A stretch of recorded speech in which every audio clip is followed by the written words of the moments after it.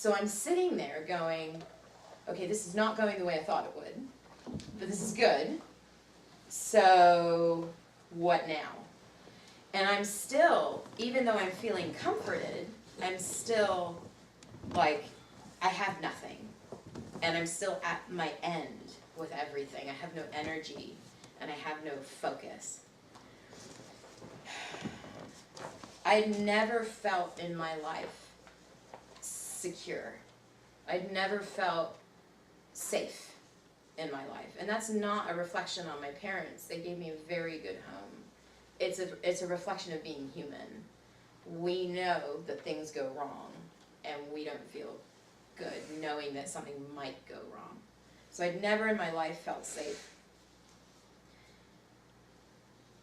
And that was what I needed, what I discovered that I needed more than anything else was a sense of security in myself and in this world and in this function. So here's the thing. I believed, and I think a lot of us believe, that God hides himself from us. We think that he's either hiding information from us that we need, he's hiding his presence from us that could maybe help, or he's hiding his plan. That's the one I hear a lot. Well, if God wants me to do something, why doesn't he just spell it out? Right? 1 Peter 5:10 says, "In his kindness God called you to share in his eternal glory by means of Jesus Christ. So after you have suffered a little while, he will restore, support, and strengthen you, and he will place you on a firm foundation." Have you ever been walking on a deck that's beginning to rot? And when you stand on a board, it starts to sag under your foot. And you're like, if I carry too much weight over this, or if I like walk here too often, it's just gonna go, right? And you're just, the whole time, you're just waiting for it to fall. That was how life felt to me. I used to say the world presses down and it's giving under my feet. And I never know when it's just all gonna go. When you do this with God, I just want to encourage you, here's the good news. When you give your life to God, he promises and he delivers on a firm foundation. You no longer walk through your day feeling like you're walking on rotting boards that are about to slip. You now go, yep, got it, we're good. So the world presses down, don't get me wrong. World's pressing down, but when it's pressing down, it's pressing me into something secure, something that doesn't shake. So when it presses, I can press back because I've got something solid to press against. And that's what we need. That's safety. When you can stomp and nothing moves, like that's a good place to be. I'm only going to touch on this. Vanna brought up James 1 yesterday. She read you verse 5. I'm going to be a jerk and take you all the way to verse 8 because there's some difficult stuff here, but it's really awesome if you can get to it. So I'm reading from the New Living Translation. This is James chapter 1, verses 5 to 8. "If you need wisdom, ask our generous God and he will give it to you. He will not rebuke you for asking. But when you ask him, be sure that your faith is in God alone. Do not waver, for a person with divided loyalty is unsettled as a wave of the sea that's blown and tossed by the wind. Such people should not expect to receive anything from the Lord. Their loyalty is divided between God and the world, and they're unstable in everything they do." Now I can tell you, do you feel unstable in everything you do? Do you have areas of your life that feel unstable in everything you do? That's how I lived until I was 28 years old. Unstable in everything.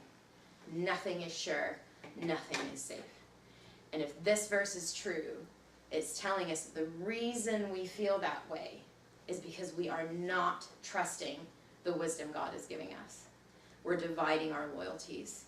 We're looking for other answers, or we're taking other advice. So at this point in the session, I did a personal exercise with one of the women who was attending the retreat. I didn't want to include that video here because it has personal issues, but what we were doing is we were identifying an experience she was having where another Christian was sinning against her.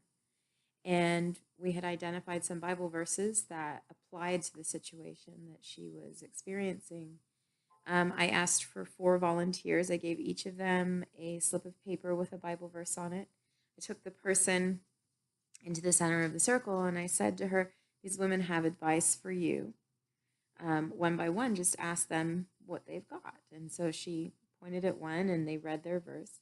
And then I responded to what the verse said. Oh, you don't need to worry about that. Like, people are going to think you're being really melodramatic if you take that, if you take this situation and apply that to it.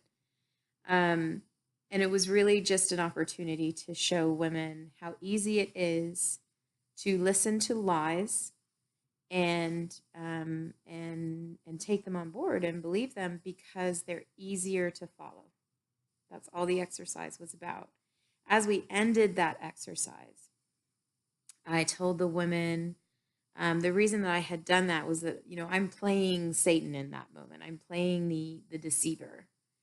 And I wanted them to understand that we have an enemy who's intelligent and intentional about making sure that we hear something that will help us justify resisting God's guidance. And when the word tells you something, he argues with you. And he will send people to argue with you. Christian people to get in your ear and say, you don't need to listen to that. That's not important. The thing that I wanted you guys to see is that we have to fight to listen to God's truth. One of the things I was going to do and I chose not to do was talk over one of you when you were speaking, because that's the other thing that the enemy likes to do. He likes to drown out when you're getting good advice, distract you, give you thoughts that conflict with it, basically try and stop you from absorbing the truth, which is easy for him to do because we don't want to do it, right?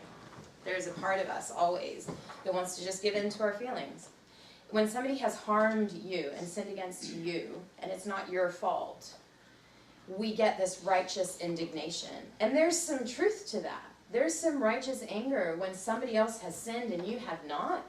That's real. I don't want to pretend that that's not. But what we do with that can go one way or the other. When you don't follow God's word, when you get into one of these situations that's hard, and instead of taking the Bible's advice on how to deal with it, you just plow in based on the advice given to you by people or culture or psychology or whatever, you end up walking through it either fearful or angry.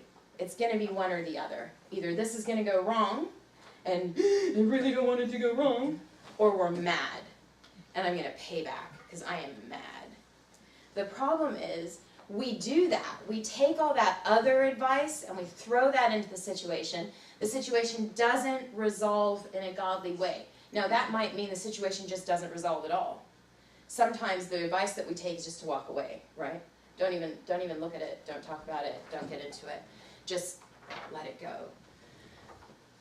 When we get to the end of a road, and it might not even be the end of the road with the issue, and it hasn't gone well, if you're anything like me, you turn around and go, God's way does not work. And you think, well, you didn't use God's way. But the reason, what the enemy does with us in that moment is he says, look how bad that went by listening to these people. Imagine how badly it would have gone if you'd done what the Bible told you to do. God's way does not work. And we believe it. Well, okay, I won't speak for you. I believed it for the longest time. If it's gone bad like that when I'm conforming to the world, imagine how bad it would have been if I'd done what God said. So our liar, our enemy, is telling us that God's way makes it worse, or is going to make it worse. And that's why a lot of what I threw at Tanya was to do with, you don't have to do that. People are going to think you're being over dramatic. Because that's how we think, right? We imagine what the response will be if we do what the Bible tells us to do. And we're like, whoa, I don't want to deal with that, I'm not going to try and tell you that you won't get those responses. Sometimes you will, but we're going to address that in just a minute. When we follow God's advice, this is what I learned back in 2005. When we follow God's advice, it makes life better and simpler and more satisfying. Just hands down, even when it does cause conflict. So the thing that I can testify to you, the thing that I can tell you is absolutely true, is that today, 13 years after I went through this momentous change with God, the worst days that I have now feel better than my best days felt back then. That is not because circumstances are better. That is absolutely to do with a heart that has a solid foundation to press into when things get hard. When you feel safe and terrible things are happening around you, you still feel safe. So it's not as scary to deal with. It's not as, I'm not saying there's no pain. I'm not saying there's no fear. God and I, we still have to have these conversations a lot. But my day now, I say, Lord, how did I ever do this without you? How do these people get through this without you?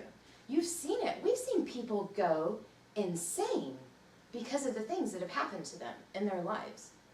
This world will destroy you. That is the intention of your enemy, and we're going to talk about that tonight. That is not a half-hearted promise. You have an enemy who literally wants to ruin everything in your life, kill you if he can, and if God won't let him, he's going to make your life fall apart piece by piece by piece. Because every time he can make you question or doubt God, he wins. Because you walk away and you go, God's way doesn't work. And you get further and further and further from the truth. So, what changed for me 13 years ago?